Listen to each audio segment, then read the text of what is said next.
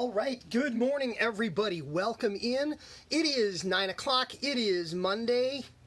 So here we are once again on Facebook, class time, Monday morning. This is how we do it. I'm happy to have you here. I'm happy to be here with you, and I'm looking forward to a great program today. Kind of put a lot of energy into getting this one together and getting all the details down, and I'm excited to share it. So we are here. We are live on Facebook. I'm monitoring off the laptop, kind of the standard stuff we've come to do. And the topic of the week this week is home haircutting. Is it helping or hurting the professional haircutting business? Now, I do want to clarify. I'll tell you what I think. Is it helping or hurting? We'll talk about it. But I do want to clarify. When I say home haircutting, I do not mean professional haircutters cutting in their home or cutting in the client's home. That's not what we're talking about today. That's not the topic. The topic is home haircutters, and I'm talking about individuals, consumers, ordinary people cutting their own hair at home. And the question is, does that help or hurt the professional haircut business? I look forward to contributions coming from each and every one of you once we get into the topic. I look forward to conversation. I look forward to debate. I look forward to engagement on this topic. And because it is topic of the week, we'll be talking about it all week. Just a reminder, Monday right here is the live class. If you're hearing this, you're either here with me live or you are watching it on replay. The replay is available all week until the end of the day on Friday. So if you want to see it again, or if a friend of yours missed it, share the link or bring them over or tag them in, whatever you got to do. Tuesday is text blog. There will be a blog text on my website at ivanzoot.com on Tuesday. Wednesday night is the live meeting. That's hosted through Zoom. The link for that is shared within my footprints. If you're looking for that link and you can't find it, just give me a shout out and I'll get you that link. But Wednesday night at 8 p.m. Central Time is where we talk about it live. Thursday is the video posted to the YouTube channel and sent out through my mailing list. And Friday is the podcast. Friday is the audio blog. So we address the topic of the week every week in all of these formats: text, video, live meeting, audio, and class. No matter how you like your information, within whatever footprint or whatever format, we want to make sure you get the information that you want. So, topic of the week this week, home haircuts. Is it helping or hurting the professional industry? We're going to go there in just a minute, but we're going to initially do our basic housekeeping, the things we do every single time we get together to get our program off and running. And of course, you know we start with $100,000 Haircutter, the book, Be a $100,000 Haircutter, and the $100,000 Haircutter tip of the day. Today is July 27. We're going to go to July 27. And as I look at it, I know I'm going to need a prop. July 27, day 208 of the year, with 157 days remaining in the year. Hold up a quarter. This is a healthy haircutter tip. Hold up a quarter. This is a proper clipper comb, clipper over comb, hands and wrist and shoulder, and prevent pain and injury and have a long, healthy career kind of tip.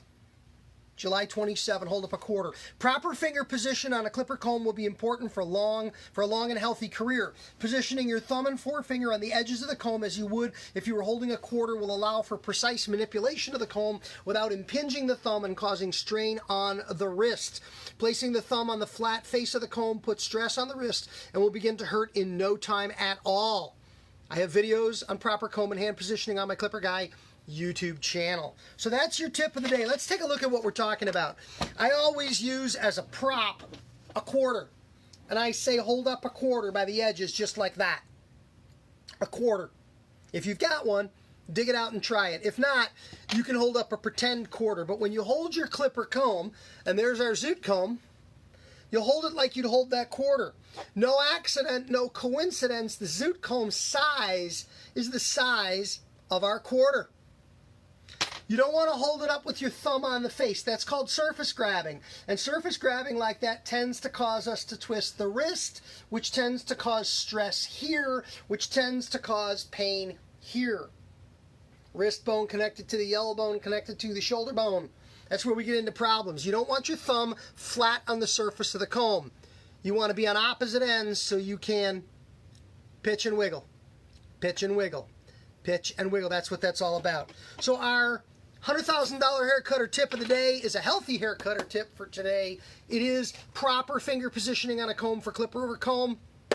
Hold up a quarter. All right, I'm going to back the camera off just a little bit in the interest of perspective there. I think that'll work. I don't think that's going to hurt things too much. That'll change things up a little bit. And that is our $100,000 haircutter tip of the day.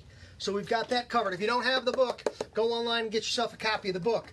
By the way, when we talk book, 100 by 100, 100 new haircut customers in 100 days. That's the newest book. Is still on free deal. That's right. You can have this book, this paper book, 100 new haircut customers in 100 days, absolutely free. Go to my Instagram, click the link in my profile, or go to ivanzoot.com, click the link on the navigation bar that says free book deal, and get your free book. You just pay shipping and handling on it. This is 100 new haircut customers in 100 days, guaranteed. So if you don't have this book yet, we're still giving them away absolutely free. Just pay shipping and handling. All right. Home haircutting. Got my notes. And by the way, before we finish, we're going to go through this just a little bit. Somewhere in the middle, we're going to talk about the featured item of the week because we've started something. I think we're now in about our 4th week in which we feature and promote an item on my website. Hot deal price. We talk about how it will help you build and grow your business or what an opportunity is to improve your business. And we got a special running for the whole week. So everybody gets a chance every week to do a little shopping, have a little fun, and get the tools or equipment or materials or products that you need to help you build and grow your business. All right, home haircutting. Is it helping or is it hurting the professional haircutting industry? That's our topic of the week this week. I got my notes. Let's get into it. Number 1, home haircutting is not new and it's not going away. So when we're done with this conversation, whether we decide that home haircutting is helping the professional haircut industry or whether we decide that home haircutting is hurting the professional haircutting industry, the bottom line is it's here. It's been here. It's always been here. It's not going away. It's staying. Home haircutting is the oldest form of haircutting in the world. Cavemen, when they cut their hair in their cave, grabbed a piece of rock, chipped it off till it had a sharp edge on it, and scraped away some hair. If they did that in their cave, that was home haircutting. So home haircutting is the original. You did it at home because you didn't have a store, a business, or a barber shop. You just had a home. It's always been here and it's not going away. The next thing on our list is the understanding that home haircutting is huge, but it's very small. Okay, what does that even mean? The business of home haircutting is a multi-million-dollar business in the United States of America. And I'm only talking about America. So if you're our friends listening in Canada, if you're one of our friends listening in Europe, in Asia, Australia, any continent, anywhere in the world, home haircutting is happening. But I like to just keep my kind of American perspective because that's where I am and I tend to focus on that. But we don't want to forget that the world is bigger than America. Home haircutting is big, but it's small. What do I mean by that? We don't have an actual number. I don't have a number. I did a little research. I poked around a little bit. I was not able to come up with a number for the actual size of the home haircutting industry. How many millions of people are involved or what percentage of the population of the United States of America is involved in cutting their own hair at home. I don't have a hard number that I can tell you is a fact, but what I can tell you is it's big. And for the purposes of this little piece of the conversation, let's say it's 10%. I think that's a high guess, but I think it's okay. We can work with that because it'll still make our point. If 10% of the U.S. population cuts their own hair at home, and by the way, I will put in there mom who's cutting the kids, bang trimming the kids, cleaning up sideburns on the kids, or people that don't get haircuts at all. I know I just said that. I know that's like a crazy, crazy thing. People just heard me say that. People that don't get haircuts at all. And it's hard for us to understand when we are professional haircutters who are so involved in the haircut business. But yes, there are people that don't get haircuts at all. I'm going to put them in the home haircut bucket because they're not buying haircuts from haircut professionals, whether barbershop, hair salon, chain salon, day spa, you name it. Let's say it's 10%. Well, that means that home haircutting is 32.8 million people. It's a lot of people. That's a big business. If you had a business that in some way was tied to home haircutting, if you found a way to talk to home haircutters with a YouTube channel or Twitter account or something, if you found a way to communicate with home haircutters, engage with home haircutters, have a website for home haircutters, whatever you did, you've got 32, almost 33 million potential people involved in that conversation, 10% of America. That's huge. If you had 32 million people on your YouTube channel, you'd be making a lot of money on YouTube. If you had 32 million people shopping on your website, you'd have a huge business on the web. If you had a home haircutting gadget or video or product of some kind, if you could even sell it to 10% of the home market, which would be 1% of America, that's 3.2 million orders. You'd be downstairs in the basement packing orders forever. It's a lot of orders. So it's huge. But it's still very small relative to the total number of people in America. There's 328 million people in America. 10%, 32 million, 32.8 million home haircutters. Well, that still leaves 292 million people in America that are not participating in home haircutting, that are not cutting their own hair or cutting their kids, that are not supporting you and your economy. Now remember, we've talked about this in some other classes when we've talked about how many clients do you need to be successful in our business. And we've talked about the fact that each and every haircutter needs 400 clients. That if you had 400 haircut clients, you would be fully booked and busy.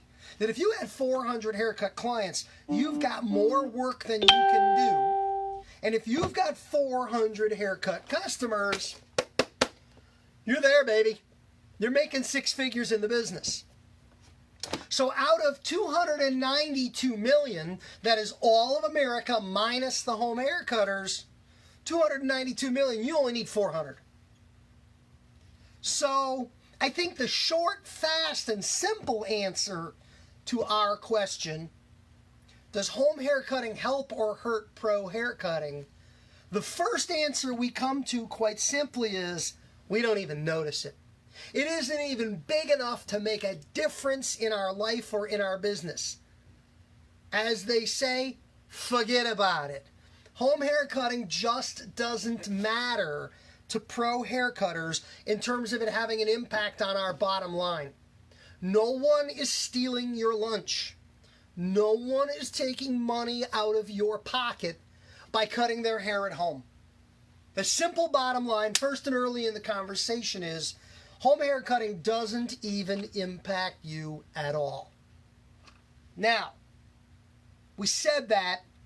Let's park that off to the side and let's explore home haircutting at a deeper level. Number one, they were never coming to you anyways. These were not your clients anyways. The people who would consider cutting their hair at home would not consider you as a haircut choice.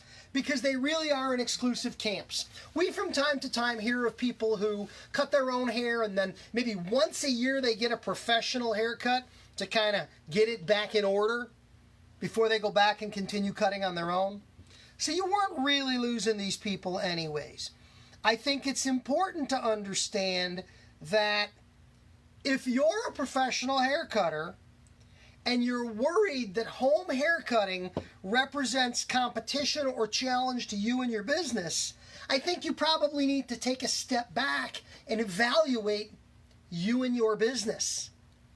Because if there's a woman down the block who's an amateur haircutting enthusiast, who's offering her girlfriends or her guy friends haircuts, if they're looking at her going, oh, I could go to Ivan, or I could go to Betty's Garage, I could go to Ivan, or I could go to Betty's Garage, if they really consider that to be a debate, if they really pause and think about that choice, I think you need to pause and think about what you're offering.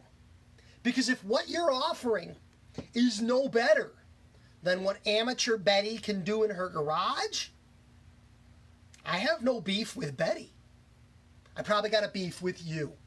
I probably got a discussion for you about your value proposition, about what it is that you do, what it is that you offer, and what it is that you make available to your customers.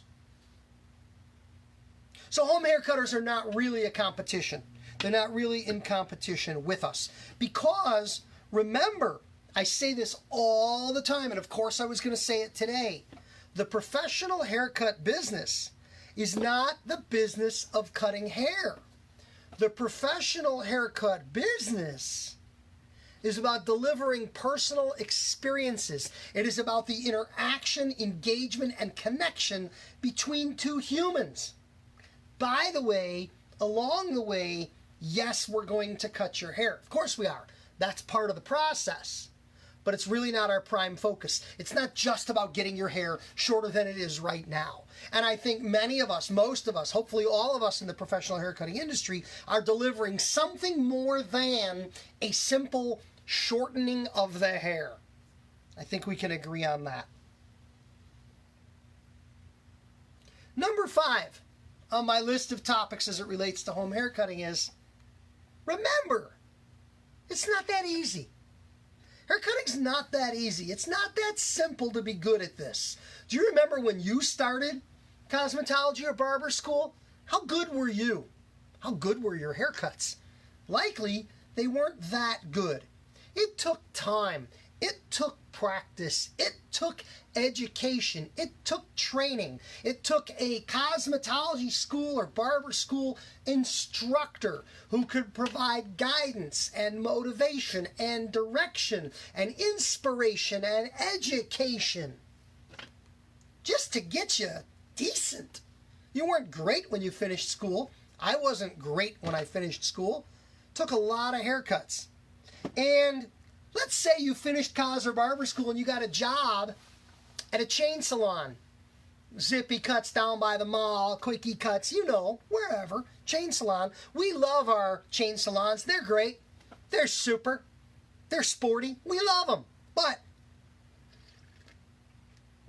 in order for you to get good, you've got to cut a lot of hair.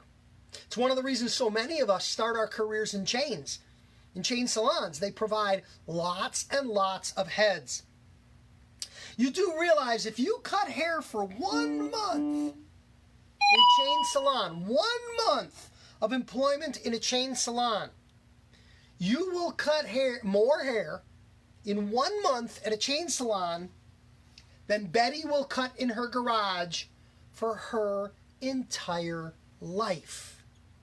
That's right. You will get more experience in 30 days than the number of haircuts Betty will cut over her entire career as a home haircutter. How could she even hope to compete with your technical ability? And that's even if Betty happens to be uniquely and truly gifted. She's probably not. But if she was, if right out of the box she was actually good, How many is that? How good is she? How could she ever compete with a professional? The answer is she can't. Now, in that regard, I want to talk about an important aspect of home haircutting. And I want to drop a household name on you right now as we talk about this.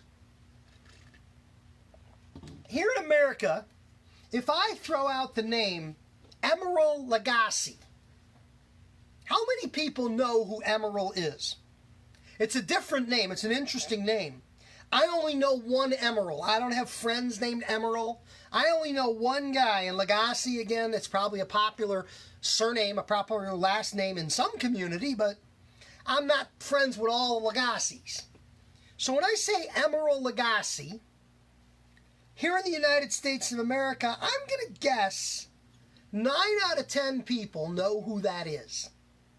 I think he's probably got a fairly good level, high level of name recognition.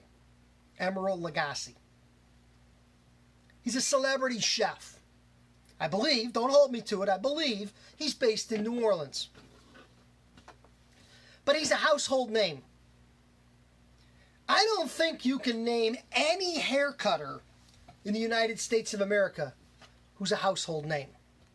But we'll use Emeril as an example. Now, Emeril has restaurants. I don't know if he has one. I don't know if he's got a dozen. I'm not that big a fan of celebrity chefs.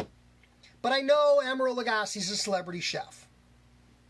And I know Emeril Lagasse sells cookbooks. And I know Emeril Lagasse has infomercials on TV where he sells cooking equipment. Got like some fancy fryer, oven, air fry thingamabob. I don't know what it is. I've seen the commercials, but I don't pay a lot of attention. And I know he's got like frozen foods or foods at the grocery store. So where's Ivan going with the Emeril Lagasse conversation? Well, Emeril Lagasse is a chef.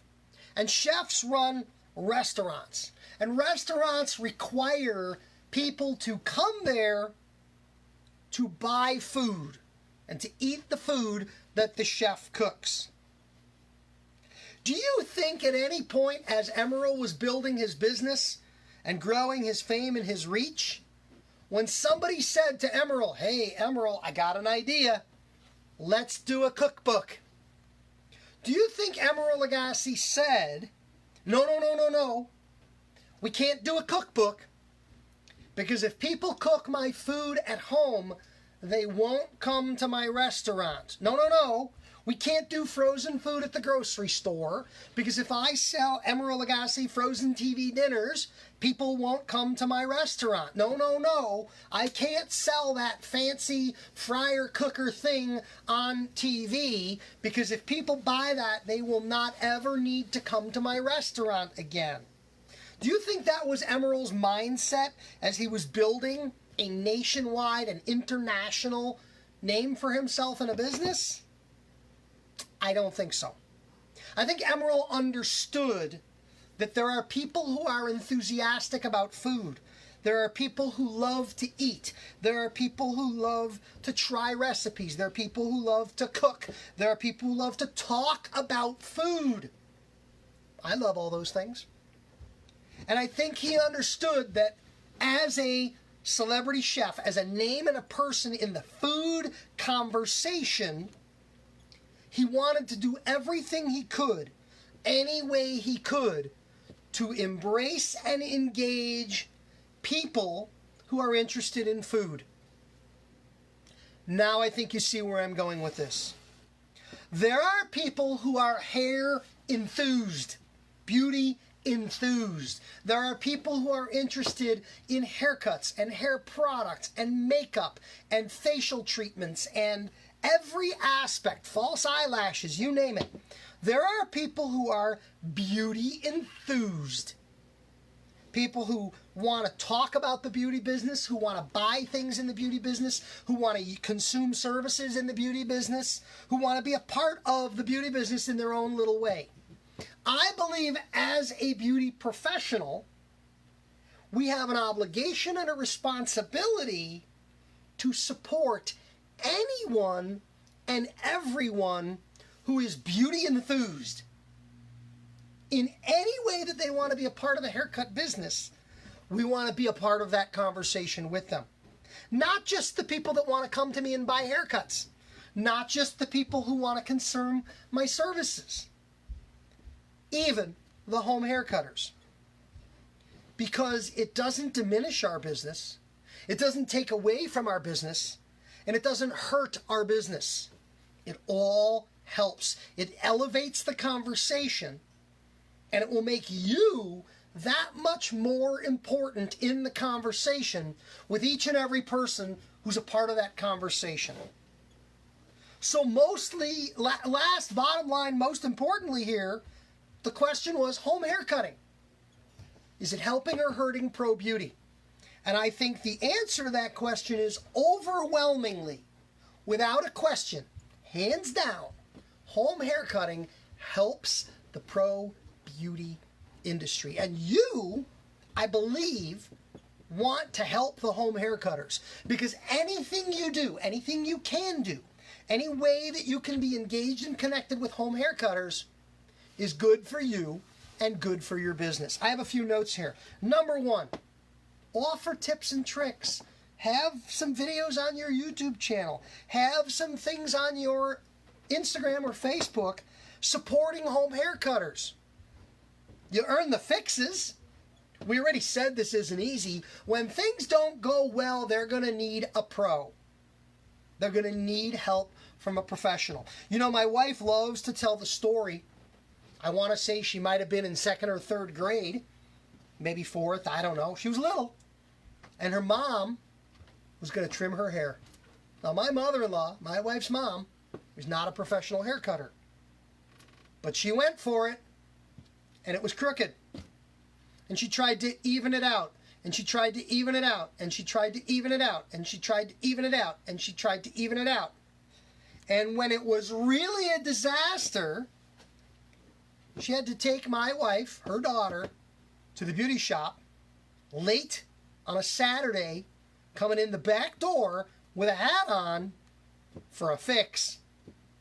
Now, the story as I hear it is, when they were done with my wife, she had a really cute little pixie. It was a short haircut. But my mother-in-law, when she got in trouble with home haircutting, she ran to a professional. She ran to a salon. And they do that. Be there for the fixes. Sell products. The hair-enthused individuals, people that are even willing to try to cut hair. They're buying and using a ton of products. They're buying combs and scissors. They're buying home hair care products, shampoos and conditioners, styling aids. They're using products. You can be that source or one of those sources to support their home haircut doing with some of the products and things that you serve. So there's still an opportunity for you to do business with the home haircut folks. And lastly on my list of ways that we can help the home haircutters is we can hire them. Not right away, but when they graduate from cosmetology school. Because you know what? Home haircutting is where it starts for so many people. How many professional haircutters listening to this program can honestly say before they signed up for school, they never tried it? They never had an interest in it. Hair doesn't work that way. You cut your friends when you were in high school, and you trimmed your bangs, and you got excited about it, and maybe it didn't go well, but one day you signed up for cosmetology school. And one day you wound up at a hair salon looking for a job. So one of the things we can do as we embrace these home haircutters and develop a relationship with them is be ready to hire them when they're done with school. Because you know what? That really does happen. All right, real quick, I want to talk about the item of the week. Styptic matches. Styptic for nicks and scrapes and scratches from shaving, the occasional bleeding along the neckline. Styptic pencils are home use only. They're illegal because they're filthy and they're contaminated. Styptic powder is messy. Styptic liquid is sloppy. These are Styptic matches. Take a look. They look just like a book of matches. There's 20 of them in a box, and you use them just like matches. When you have a bleeder, you tear a match right out of the book, just like you would tear a match from a book of paper matches. Except the end of that match is not ignitable. The end of that match is styptic. You either wet it with a spray bottle, or you wet it under the faucet, and you just touch it to, or you tap it on a bleeder. It's styptic. It instantly and immediately stops the bleeding. You throw that directly in your sharps bin because now it's got blood on it and it's contaminated. These are 100% sanitary. You throw them away. They're safe for shop use. You don't buy styptic when you need it. You buy styptic before you need it. And you have it on hand and you have it ready to go. You have these in your styling station. There's a 3-pack, 3 boxes, on sale on the web at ivanzoot.com. It's also a great resale item. You should have these on your front desk for customers to purchase to use at home. They come 24 in a box, and I have a special discount price on the 24-count box of styptic matches. 3-pack on the website on sale this week. Hit me with a DM if you're interested in buying the 24-pack for resale purposes. That's the item of the week this week at ivanzoot.com. So thank you for giving me the opportunity to tell you about that, to take advantage of the item of the week special. Home hair cutting. Is it helping or hurting the professional beauty and barber industry? I'd like to know what you think. I'd like to know what you think of what I shared. I'd like to know what you think about home hair cutting in your area. You know, home hair cutting, it ebbs and flows. 2008, when the economy was struggling, home hair cutting was popular. At the time, I was working for Andis in 2008, and home hair kits, the clipper kits that you see at Walmart and Target, we couldn't keep them in stock. They were flying. Now, during the pandemic, when shops and salons were shut down and locked out, home hair cutting, it took off a bit. It'll die back down again. It'll pick back up again. It runs in waves and it runs in cycles. But the bottom line is home hair cutting isn't hurting you or me. Home hair cutting is actually helping the professional beauty and barber industry. That's my take on the topic. Blog on Tuesday, meeting on Wednesday, video on Thursday, podcast on Friday. And tonight, I want to remind everybody, tonight, 8 p.m. on Zoom.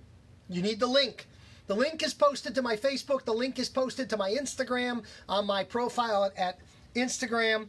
You need to register for the program. 8 p.m. tonight, predictions on the future of haircutting. This is my program on my predictions for the future of the haircutting industry. We're going to talk about, as a business, as an industry, where are we going, how are we growing, and what does the future have in store for us. I look forward to having you for that conversation at 8 p.m. Central Time tonight.